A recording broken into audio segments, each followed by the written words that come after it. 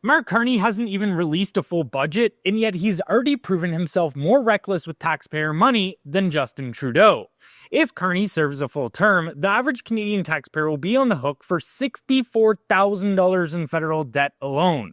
And that's just federal. It doesn't include the mounting liabilities at the provincial or municipal level.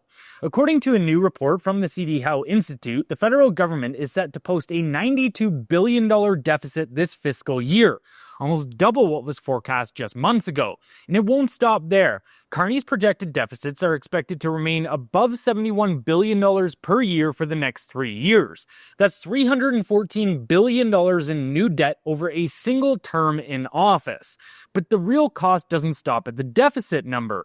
With interest rates around 3.3%, the interest alone on this $314 billion, if repaid over a moderate 15-year timeline, would total roughly $77 billion. That brings the true cost of Carney's 4-year fiscal plan to $391 billion. This is happening in a country where real GDP growth has been virtually zero over the past decade.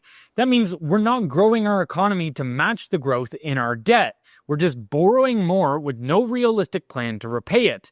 If these projections hold, Canada's total federal debt will hit $1.706 trillion by the end of Carney's first term. That's a 23% increase in just 4 years.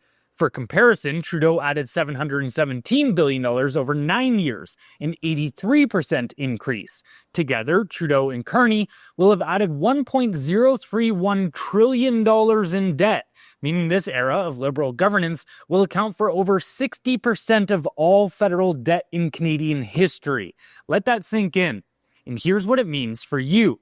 With roughly 28 million taxpayers in Canada, this additional $391 billion in costs works out to about $14,000 per taxpayer.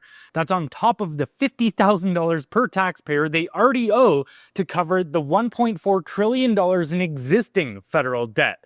Total cost, $64,000 per head, not counting what your province or city owes.